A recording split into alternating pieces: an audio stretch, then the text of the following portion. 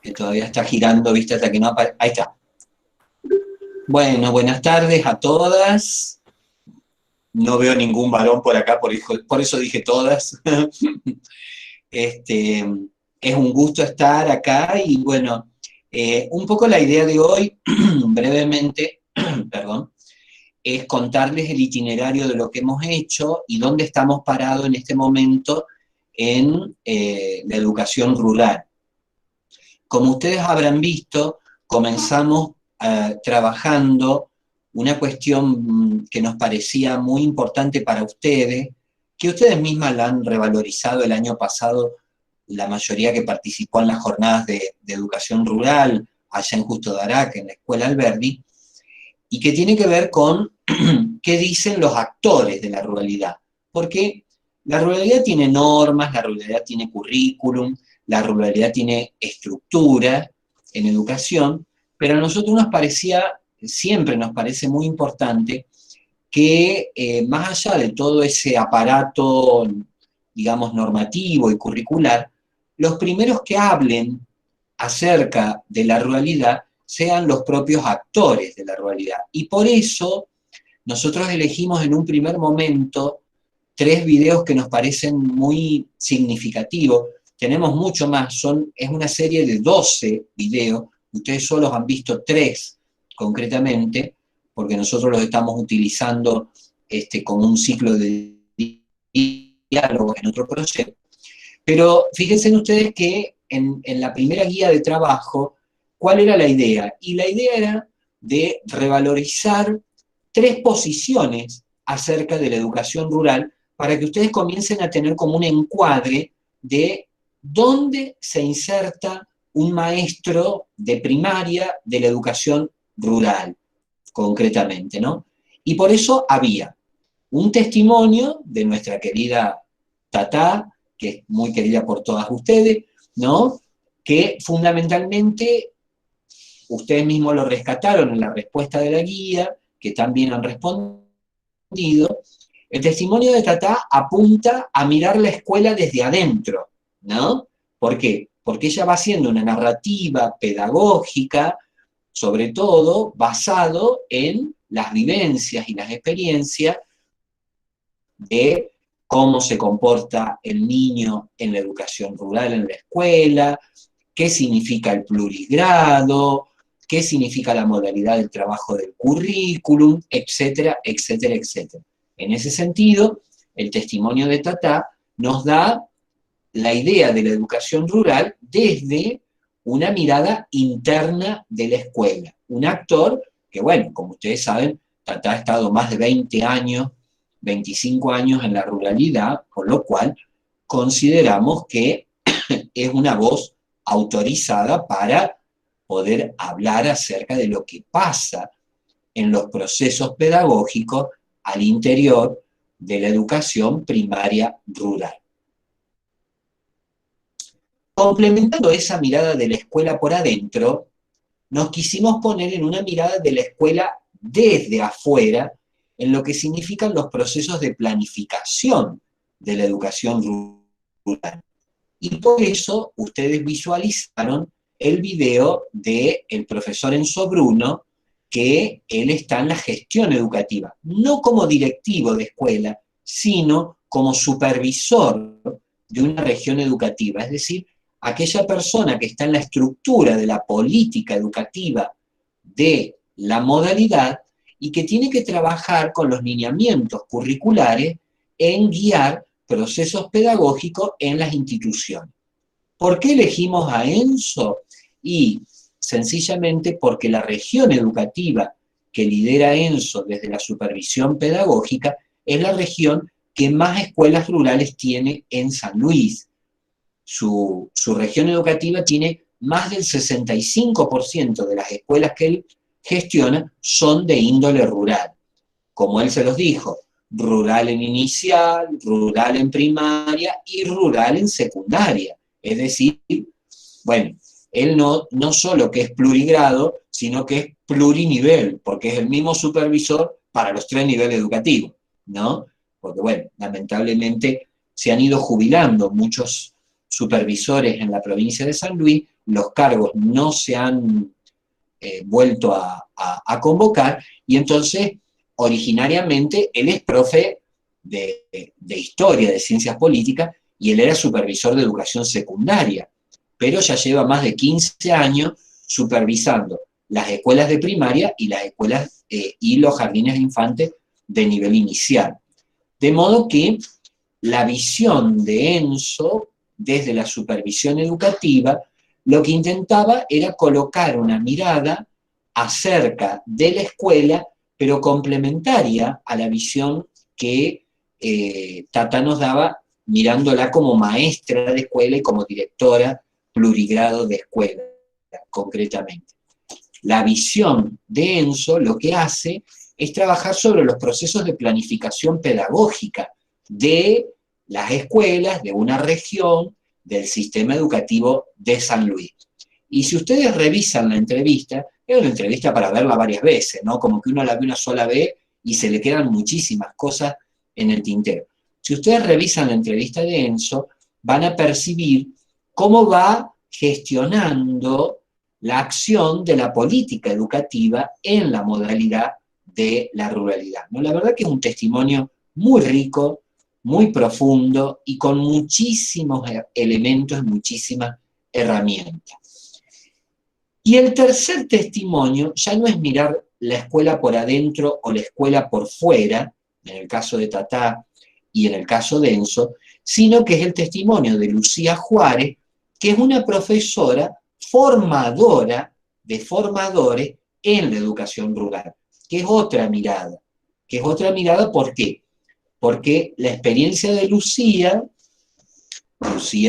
es educadora, concretamente es profesora en el Instituto de Formación Docente y en la Universidad de San Luis, es justamente la de liderar procesos de formación pedagógica para la modalidad, concretamente, ¿no?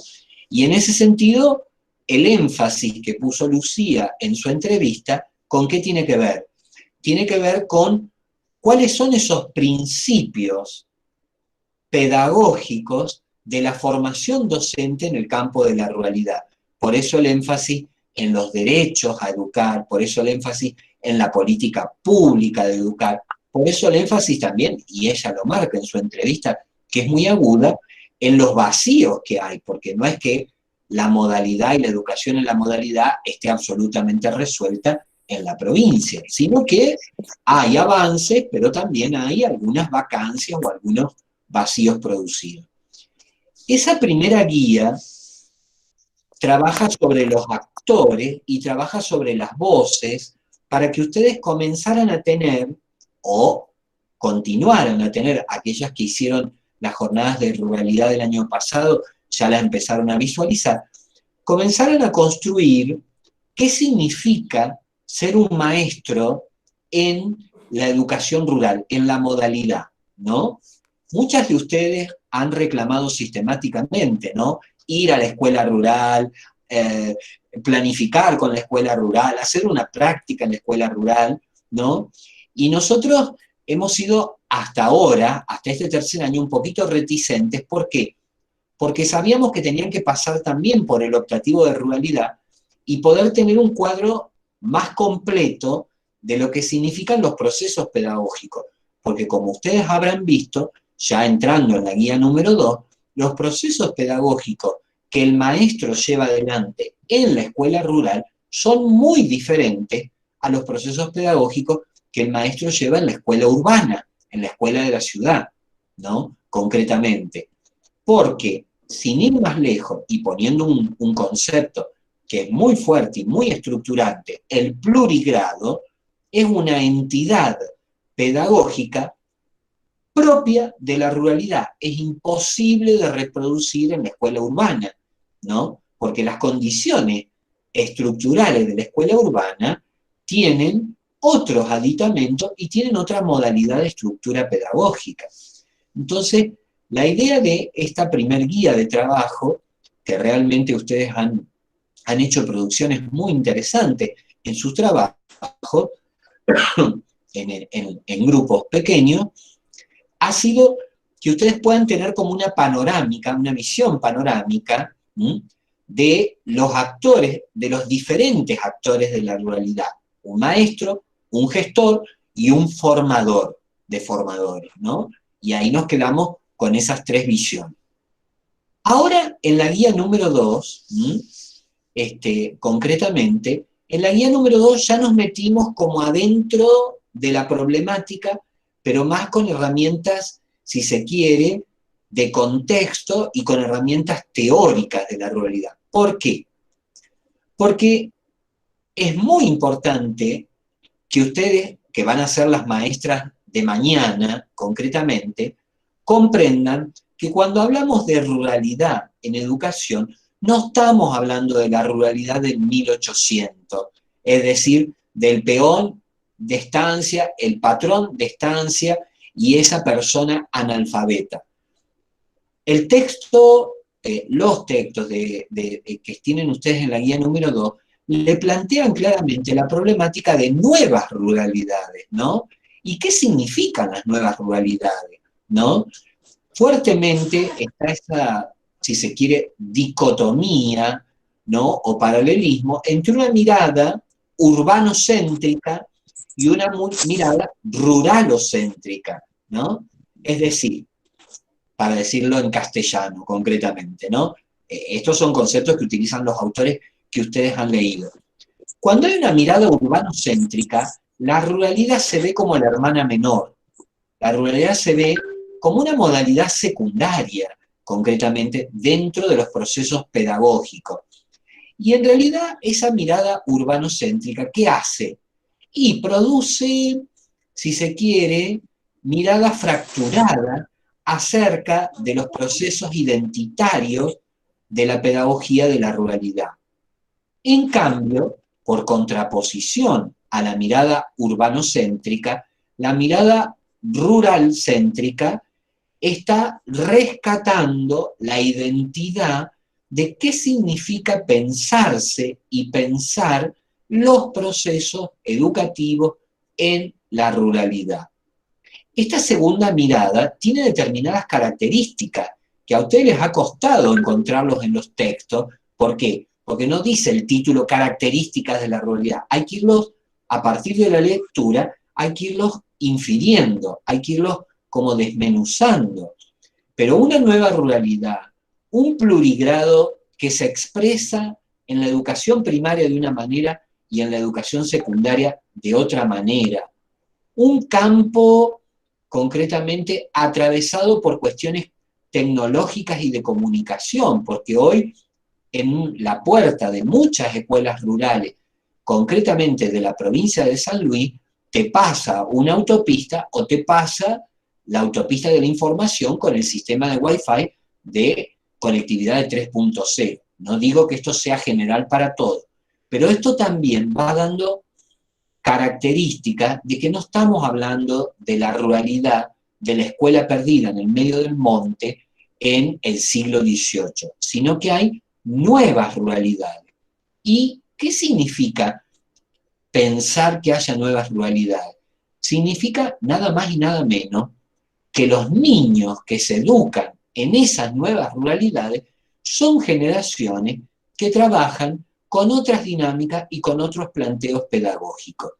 Fíjense en ustedes, en alguno de los textos está planteado que hay indicadores de calidad, ustedes lo habrán leído, muy interesantes que plantean algunas de las autoras, cuando se realizan los operativos nacionales de evaluación de la calidad y, oh sorpresa,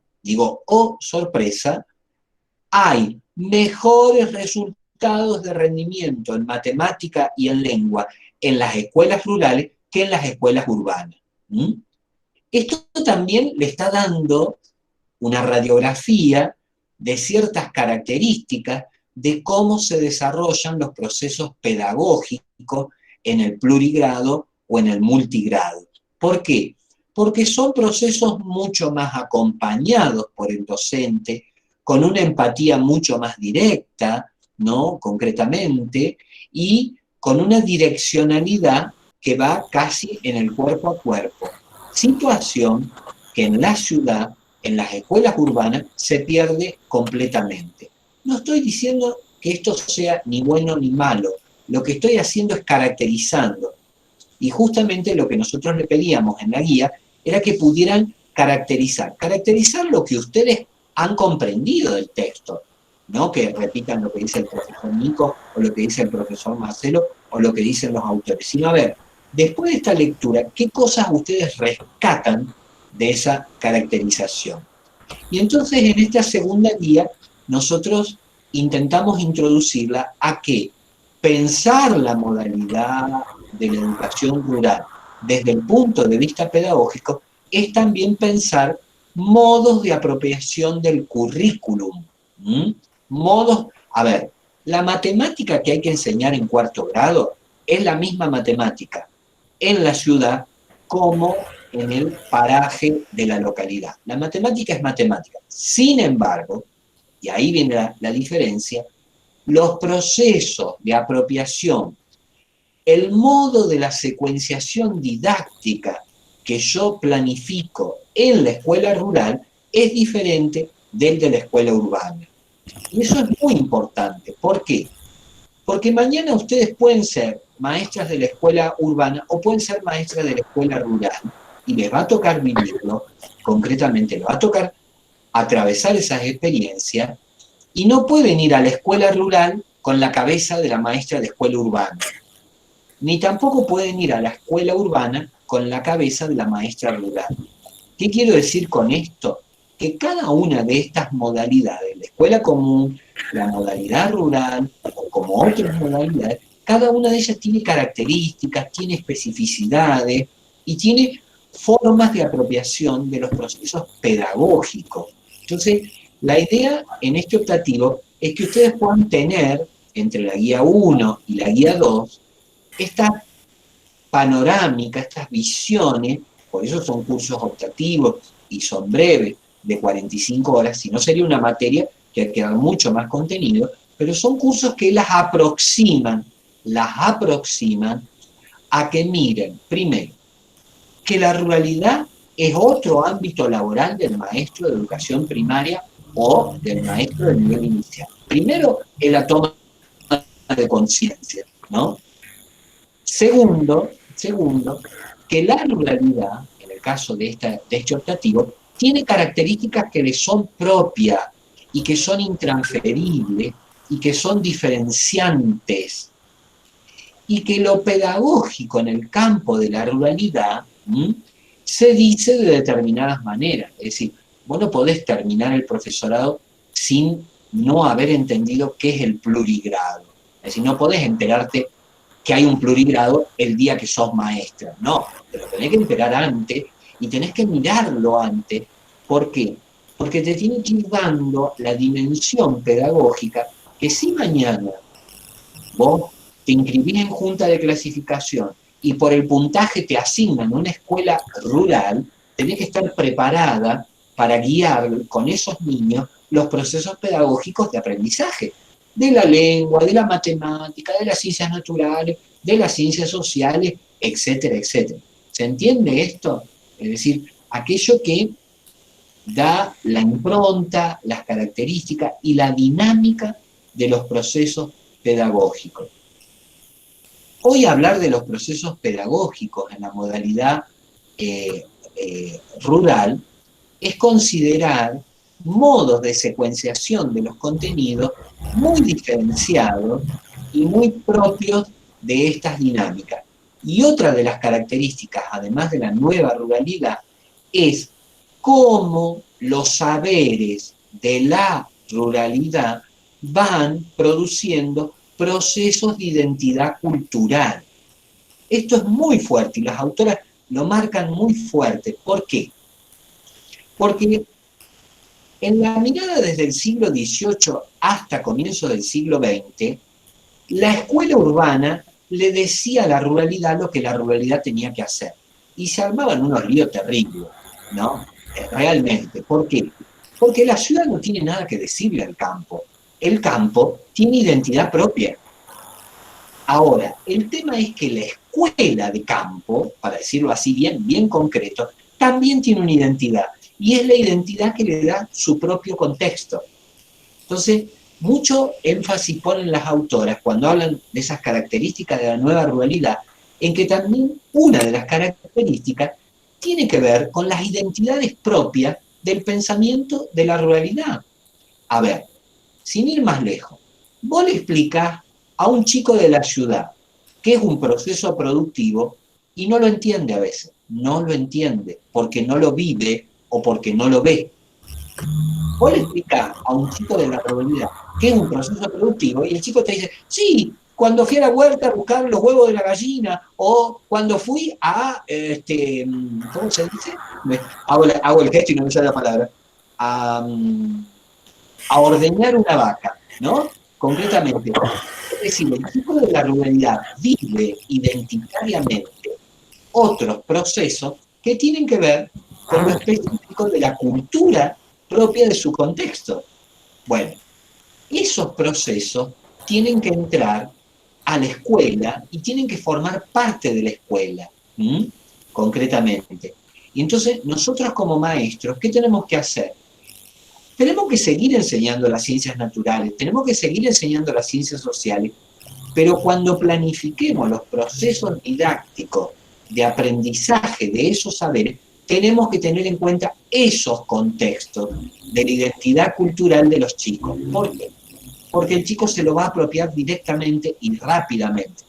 Ahora, si yo al chico de la ruralidad le enseño un proceso productivo con la industria Barley de Villa Mercedes, que es un gran monopolio, no lo va a entender.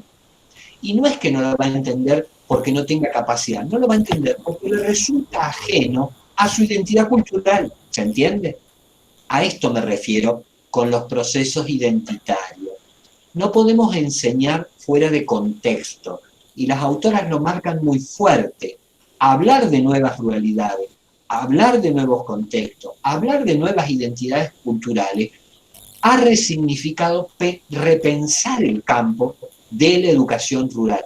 No podemos hablar en el siglo XXI un concepto de educación rural del siglo XIX, que es lo mismo que ustedes han estudiado cuando estudiaban, ¿se acuerdan?, el normalismo pedagógico de Sarmiento. Bueno, es bonito estudiarlo en la historia de la pedagogía, pero tampoco lo pueden aplicar hoy, porque hoy hablamos de una escuela crítica, una escuela activa, una escuela con ciertas y determinadas características. No puede ser maestra del siglo XXI con la cabeza del siglo XIX. Tampoco puede ser maestra de la ruralidad con la cabeza de la ciudad. ¿Se entiende? Esto es muy importante. Y por allí, digamos, esta segunda guía lo que lleva ya contextualizado con los actores y las voces de la primera guía, la segunda guía lo que les intenta es poner en situación que, ojo, cuando nos ponemos a pensar la educación rural hoy, en el presente, tenemos que tener en cuenta estas características. Para nosotros sería mucho más fácil decir, bueno, la ruralidad del siglo XIX, pim, pim, pim, pim, pim. Pero mañana, es decir, el año que viene, a fin de año o comienzo del 2022, muchas de ustedes quizás van a estar insertas en escuelas rurales y van a ser maestras rurales. Y van a decir, ¿qué me dijo el profesor? Me vendió un buzón, concretamente, ¿no? Claro que sí, tienen que estar preparadas para mirar esa nueva ruralidad, esos nuevos contextos y esas características que le identifican. Yo creo que en eso el testimonio de Tatá, por ejemplo, es muy rico y muy enriquecedor. ¿Por qué? Porque Tatá no deja de ser maestra, es decir, no deja de planificar los procesos pedagógicos del aula, pero fíjense que ella hace mucho énfasis cuando planifica en el rescate de los saberes que los chicos del campo traen al aula de formación.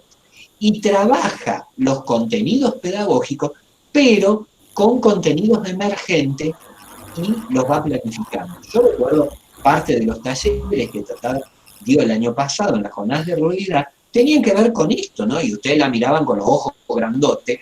¿Por qué? Porque ese maestro tiene una capacidad de escucha y de observación, concretamente, ¿no? Y si el chico el proceso productivo lo identifica con la cantidad de huevos que la gallina pone por día, es magnífico, porque lo está referenciando a algo que pertenece a su cultura identitaria, ¿se entiende? Porque el chico no va ni en monopatín, ni en bicicleta, ni en auto a la escuela. Va a lomo de burro o de caballo o caminando. Ese es el chico de la ruralidad. Y esa es su cultura identitaria, que es tan o más importante que la cultura de la urbanidad. Entonces, la idea de esta segunda oleada de texto, de introducirlas al currículum, a ver la normativa, a mirar perspectivas de algunas autoras, es justamente que ustedes puedan como compenetrarse de que la educación rural en el presente también ha tenido un giro y ha tenido una transformación. No podemos hablar de educación rural en códigos del siglo XIX. Estaríamos fuera de contexto, ¿se entiende? Y la verdad que sería una pena porque para ustedes como maestras va a ser muy frustrante ir a un aula de ruralidad y querer aplicar recetas pedagógicas del pasado. No les van a servir, no les van a servir. Y se van a sentir frustradas como maestras en el ejercicio de la profesión.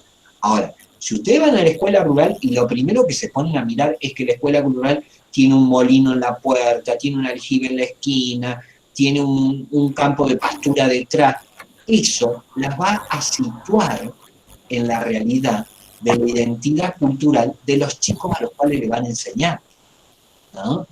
Es decir, hay testimonios de maestros rurales de otras provincias y de otras regiones que son preciosos, ¿no? Que, por ejemplo, cuentan que el niño viene con la chiva, como viste, como si nosotros fuéramos con el perro, el niño viene con la chiva hasta la puerta de la escuela, ata la chiva lo espera, tiene la clase, desata la chiva y se vuelve a la casa, ¿viste?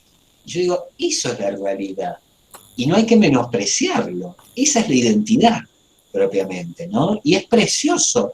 ¿Por qué? Porque ese niño no tiene vergüenza de ir con la chiva a la escuela. ¿Se entiende? Cosa que jamás haría un niño en la escuela de la ciudad, obviamente, porque es otro contexto. Entonces, esto es muy importante, este cambio de mentalidad, esta transformación y tomar conocimiento de qué significa la realidad pedagógica de la educación rural. Es una modalidad que en Argentina, a ver, la Argentina tiene es muy grande en Argentina, más del 50% de nuestras escuelas en el sistema educativo federal son rurales, chicas. Es decir, no estamos hablando de una minoría, estamos hablando de más del 50%. Entonces quiere decir que hoy el maestro que se forma tanto para la educación urbana común como para la educación rural. Y tiene que estar preparado, ¿por qué? Porque hay una multiplicidad de escuelas impresionante. San Luis es una provincia que tiene muchas escuelas primarias rurales, es decir, la educación primaria rural está extendida y ha estado extendida hasta hace 10 años atrás con una cobertura, yo les diría, casi del 100%, es decir, ha habido muchas escuelas primarias. En estos últimos 10 años, está bien que no es competencia de ustedes, porque van a ser maestras de inicial y de primaria, pero en estos últimos 10 años ustedes saben que la provincia de San Luis ha tenido una política educativa de llevar también la educación secundaria a los parajes y a la ruralidad. Y los ha llevado bajo dos modalidades, concretamente, ¿no? Ahí dice Adriana, otro contexto, otra crianza, otros niños. Tal cual, Adriana, es eso. Está muy bien la síntesis que estás poniendo, ¿no? Es decir, y les decía yo, ha habido una política, y sigue habiendo una política de llevar la educación secundaria obligatoria a los parajes, bajo dos dimensiones. La primera ha sido la de las escuelas digitales, ¿no? Tratando de que los chicos pudieran acceder, donde había redes de Wi-Fi, etcétera, etcétera. Y la última de estos últimos 3, 4 años ha sido la de las escuelas rurales generativas, concretamente, ¿no? Hoy hay más o menos unas 35 escuelas rurales generativas secundarias en la provincia de San Luis, ¿no? Que todo está un poco todavía en etapa de prueba y de diagnóstico, pero ¿qué está permitiendo? Repito, si bien no es incumbencia de ustedes, porque ustedes van a estar habilitadas para la escuela primaria, ojo, que como maestras y con el título de maestra pueden dar clase en el primer ciclo de secundaria también, porque las habilita concretamente, ¿no? ¿Mm? Que es el ciclo que todavía sigue trabajando con la estructura de áreas de conocimiento, no por materia, sino por grandes áreas de conocimiento se estructura el currículum. Bueno, esta es la realidad que vivimos en Argentina y también esta es la realidad que vivimos en San Luis. Entonces, la idea de estos dos momentos, que han sido dos ejes fuertes y estructurales, ha sido que ustedes puedan como visualizar cuando decimos modalidad de educación obligatoria rural en Argentina, de qué estamos hablando. Que tengan un primer panorama, ¿no? Sinceramente. Mañana ustedes van a ir en cuarto año a una práctica de la enseñanza o van a ir a una residencia docente, ¿no? Tienen esos dos espacios el año que viene que son muy fuertes. ¿Qué van a hacer en la práctica de la enseñanza y qué van a hacer en la residencia docente? Van a aplicar procesos de planificación didácticos. Por eso, este año ustedes tienen todas las didácticas, ¿no es cierto? Van a aplicar procesos de planificación didáctica. Esos procesos de planificación didáctica, algunas lo harán en la ciudad y otras lo van a hacer en la ruralidad, concretamente. Entonces, es importante que tengan por lo menos una visión de cuál es el encuadre pedagógico de la ruralidad para que vayan haciendo esas adaptaciones de los procesos de planificación didáctica de las prácticas de la enseñanza en una escuela y en un contexto escolar, con las culturas de esos chicos, concretamente. Esto es muy, muy importante. Más matemática, menos lengua, más sociales, menos naturales, eso es circunstancial. Lo importante es que puedan captar dentro de qué modalidad están, qué características tiene la modalidad y a dónde, de alguna manera, cómo se estructura y a dónde impacta la educación rural. Si no entendimos esto, es como que no sabemos dónde estamos parados como maestros, ¿no? Y eso es muy importante. Entonces, un poco lo que yo quería era como hacerle esta síntesis, porque es casi una síntesis, de las dos guías, pero revisar los procesos que ustedes están llevando adelante con las respuestas de las guías. En el caso de la 1 está completamente cerrada y la guía 2, la mayoría las ha cerrado, pero algunas todavía no las tienen que entregar, tienen un retraso, pero bueno, las vamos a seguir esperando porque ustedes saben que en estos tiempos de pandemia todo se flexibiliza concretamente, ¿no? Así que bueno, esto era un poco la síntesis que yo quería manifestarles, un poco del trabajo que ustedes han venido haciendo. No sé, ahí el profe Nico tiene muchos avisos que darle, así que le dejo un poco, le quedan 10 minutos, profesor. Sí, bueno, la verdad que clarísimo la explicación, profe, esta orientación, esta mirada bien panorámica de lo pedagógico y didáctico, del vínculo, vamos a decir, de la escuela rural con la comunidad. El maestro en las comunidades rurales es realmente, vamos a decir, muy referente y muy importante, ¿no? Es muy valioso. El maestro es el maestro en la escuela rural. Siempre ha sido así y por ahí yo sigo percibiendo que hay una continuidad.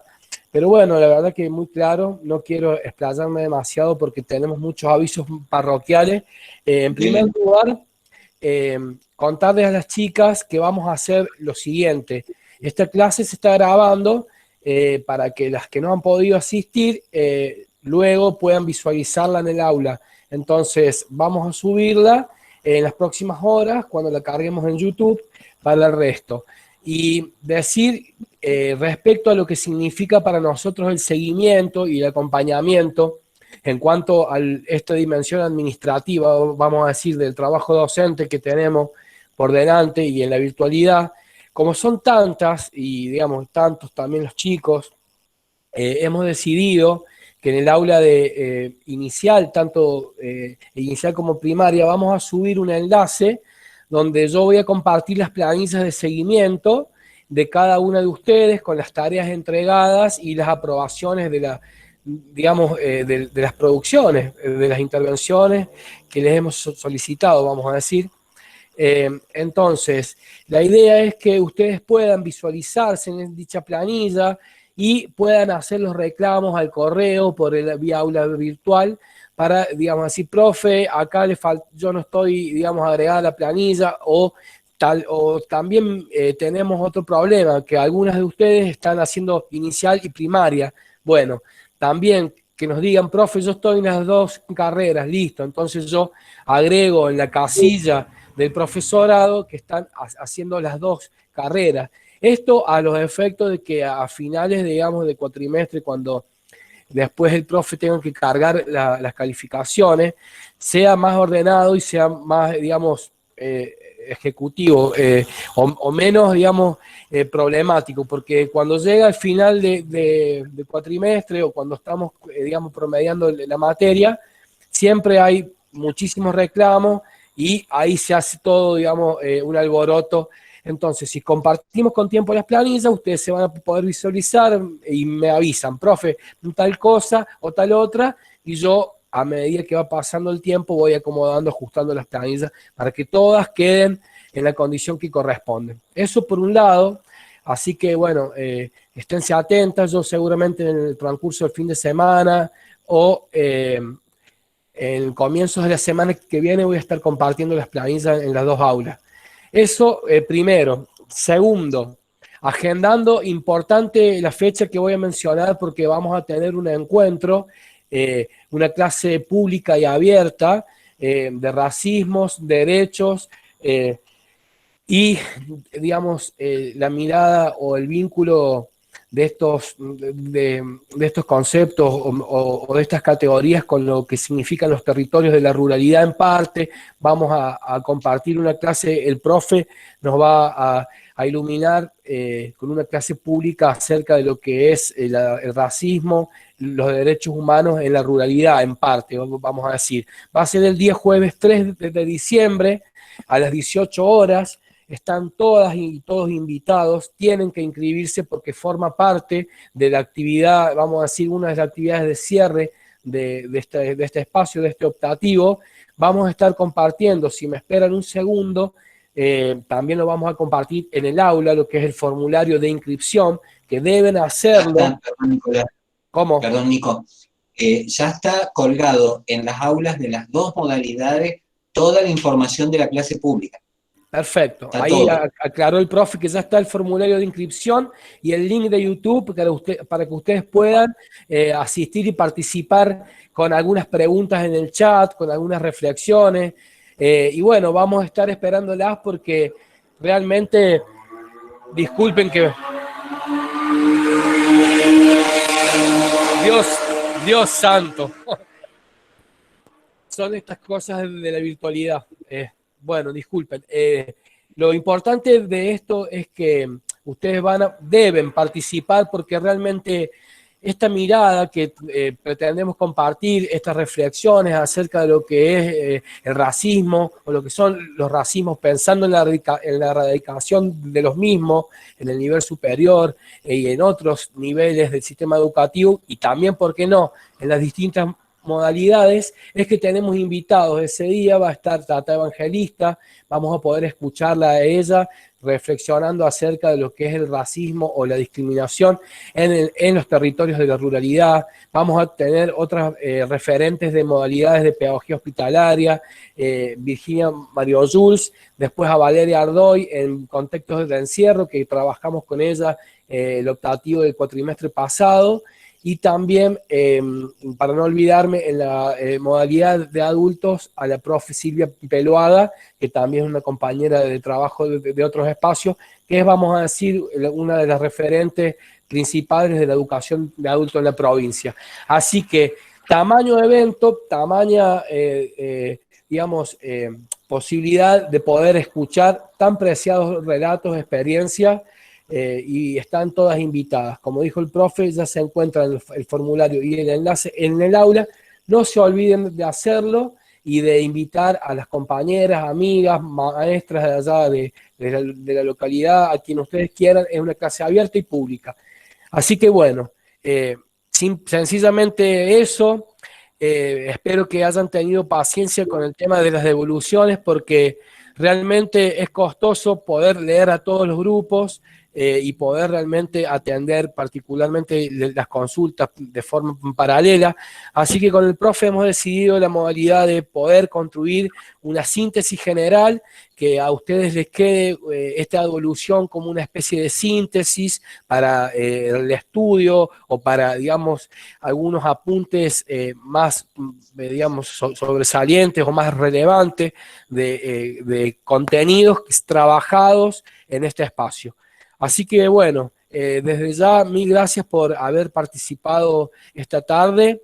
Espero que haya sido aclarador a partir de tantas y cuantiosas consultas que hemos, digamos, recibido a partir de la guía 2, es que el profesor ha decidido poder tener este encuentro con ustedes para aclarar estas dudas respecto a la guía y esta esencia de parte nuestra de que en realidad el nivel de alguna manera lo van construyendo ustedes mismas a la hora de interactuar comprometidamente con el conocimiento y con la guía que el profesor ha construido y les comparte, ¿no? Yo creo que en ese sentido ustedes ya en tercer año tienen un nivel de autonomía suficiente como para tener un posicionamiento propio a partir de los conocimientos y saberes que van incorporando y ya ir discerniendo, vamos a decir, de manera independiente o con autonomía sobre algunas cuestiones. Entonces, es importante que ustedes